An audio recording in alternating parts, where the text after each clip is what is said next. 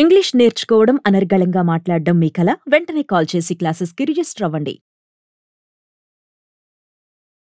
నమస్తే, welcome back to Suman TV. ప్రస్తుతం మనతో పాటు ఉన్నారు consumers affairs committee chairman Mandari Krishna Reddy గారు. నమస్తే సార్. నమస్తే అమ్మా. సార్, ఇప్పుడు బెంగళూరులో ఉన్నటువంటి చిన్న చిన్న వ్యాపారులు ఎవరైతే ఉంటారో no UPI, no GPay, cash and carry, అసలు ఆన్లైన్ పేనే వద్దు బాబోయ్ అని చెప్పేసి చెప్పడం జరుగుతుంది సార్. అంటే ఎందుకు అంటారు? వాస్తవంగా యూపీఐ తెచ్చే ముందు ప్రభుత్వం చాలా ఆలోచన చేసింది.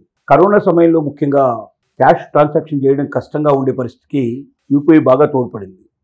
ఎండల్లో కూర్చొని మనం ఏది కావాలంటే అది ఆర్డర్ పెట్టి తెప్పించుకోవడానికి ఒక అవకాశం కల్పించింది.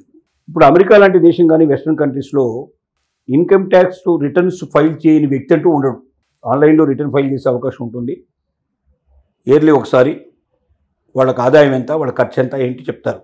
ఈవెన్ ట్యాక్స్ పే చేయని వాడు కూడా, నో ట్యాక్స్ పేర్ కూడా నాకు ట్యాక్స్ పే చేయాల్సిన అవసరం లేదు, ఈ పరిధిలో నేను ఉన్నాను, నేను ట్యాక్స్ పే చేసే అవకాశం లేదు, అవసరం లేదని చెప్పి డిక్లేర్ చేస్తాడు. కానీ ఇండియాలో 2% నుంచి 5% లోపల మాత్రమే ట్యాక్స్ పేయర్స్ ఉన్నారు. 100కి 95 మంది ట్యాక్స్ ఎగవేతదారులే ఉన్నారు. దీనిలో నిజం చెప్పాలంటే ఏ 5%, ఏ 10%, మ్యాక్సిమం 10% ఉండొచ్చు.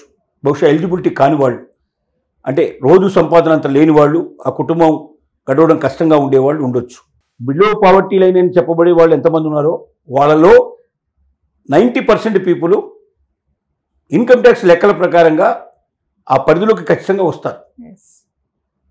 మరి ఎందుకు వాళ్ళని బిలో పావర్టీ లైన్ అంటుంది గవర్నమెంట్ అంటే, వాళ్ళు డిక్లేర్ చేస్తున్నారు మా దగ్గర ఏమీ లేవు, మా పేరు మీద ఇల్లు లేదు, మా పేరు మీద భూమి లేదు, మా దగ్గర డబ్బు లేదు, మమ్మల్ని ఏం చేయమంటారు అని వాళ్ళు డైరెక్ట్గా ప్రభుత్వం దగ్గర బిలో పావర్టీ లైన్ కింద వాళ్ళు డిక్లేర్ చేసుకొని వచ్చేస్తున్నారు.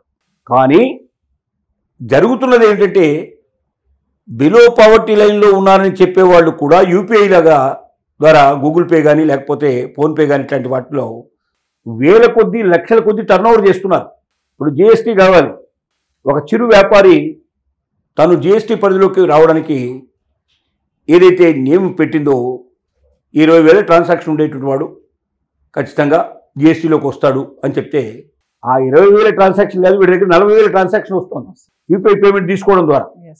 అంటే ఏంటి, వాడి బిజినెస్ అంతకన్నా ఎక్కువ ఉండే కదా. ఇంత బిజినెస్ ఎందుకు జరిగింది? వాడి దగ్గర స్కోప్ ఉంది కాబట్టి. ఆ డబ్బంతా ఎక్కడి నుంచి వస్తుంది? వాడైతే వస్తువులు అమ్ముతున్నాడో, ఏదో సర్వీస్ ఇస్తున్నాడో దానికి ప్రతిగానే వాడికి ఆ డబ్బు వస్తుంది. కాబట్టి ఎవడైతే జిఎస్టీ ఎగ్గొడుతున్నాడో, ఎవడైతే ఇన్కమ్ ట్యాక్స్ ఎగ్గొడుతున్నాడో వీళ్ళందరూ పట్టుబడడానికి కారణం అవుతున్నది ఏంటంటే యూపీఐ పేమెంట్.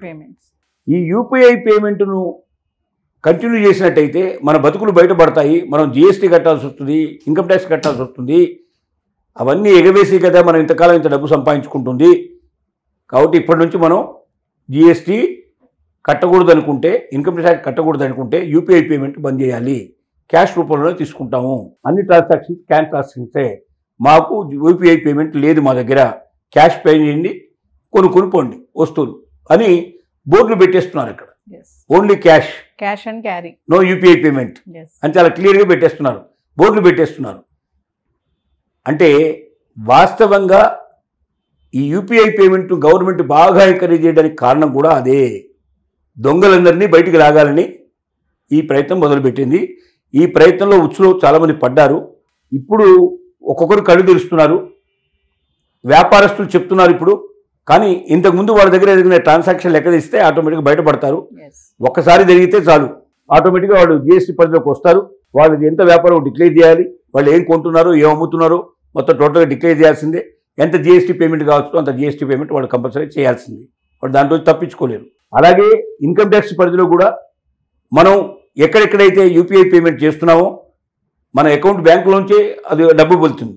నీ దగ్గర 10 అకౌంట్ ఉంటే 10 అకౌంట్లోంచి వెళ్తుంది. ఒక అకౌంట్లో ఒకటే, పాన్ కార్డు మాత్రం ఒకటే ఉంటుంది కదా, ఆధార్ కార్డు ఒకటే ఉంటుంది కదా, ఆధార్ కార్డుకి పాన్ కార్డుకి లింక్ అయి ఉంది కదా, అంటే ఆటోమేటిక్గా మన ప్రతి ట్రాన్సాక్షన్ దాంట్లో ఉంటుంది. కాబట్టి ఇన్కమ్ ట్యాక్స్ ఎగ్గొట్టేవాళ్ళు అలాగే జిఎస్టీ ఎగ్గొట్టేవాళ్ళు జాగ్రత్త పడాల్సిన అవసరం ఉంది. వెంటనే వాళ్ళు ఇన్కమ్ ట్యాక్స్ పే చేయాలి, జిఎస్టీ పే చేయాలి. చెయ్యకపోతే ఇన్నేళ్లకు సంబంధించిన మొత్తం బయట తీసుకెళ్లే లెక్కలు వాళ్ళవి, టోటల్గా ఎంత ట్రాన్సాక్షన్ అయింది, దాని పెనాల్టీలు, దానికి వాళ్ళు వేసేటువంటి శిక్షలు ఉంటాయి. తర్వాత అట్లాగే లేట్ పేమెంట్కు సంబంధించినటువంటి ఇంట్రెస్ట్ పే చేయాల్సి వస్తుంది. రకరకాలుగా శిక్షలు పడే పరిస్థితి కూడా ఏర్పడుతుంది. కాబట్టి యూపీఐ పేమెంట్ డబ్బు ఉంది కదని టకా టకా టకా 10 రూపాయలు 5 రూపాయలు 2 రూపాయలు కూడా ఇచ్చేవాడు తయారైపోయినాడు. చెప్పులు కుట్టేవాడు కూడా యూపీఐ పేమెంట్ అయిపోతుంది. ఇంత జాగ్రత్తగా బాగుంది, ఇదేదో బాగుంది, ఊరికే ఫోన్లో టక్కన కొట్టే ఇంకా వెళ్ళిపోతుందని అనుకున్నాం. కానీ అది మెడకు ఉచ్చుగా బిగుస్తుందని యూపీఐ పేమెంట్ ద్వారా ఇన్కమ్ ట్యాక్స్ ఖచ్చితంగా డిక్లేర్ చేయాల్సిన పరిస్థితి, జిఎస్టీ కట్టాల్సిన చిరు వ్యాపారస్తులకు వచ్చే పరిస్థితి, అందరూ దాంట్లోపల భాగస్వాములు అయ్యే పరిస్థితి ఏర్పడుతుంది. కొద్ది రోజుల్లో అందరికీ నోటీసులు వస్తాయి, అందరూ కూడా దీంట్లో ఒక భాగస్వాములు కావాల్సిన పరిస్థితి ఏర్పడుతుంది. కాబట్టి ఇప్పటి నుంచి అయినా జాగ్రత్త పడమని తెలియజేయడం జరుగుతుంది. Thank you.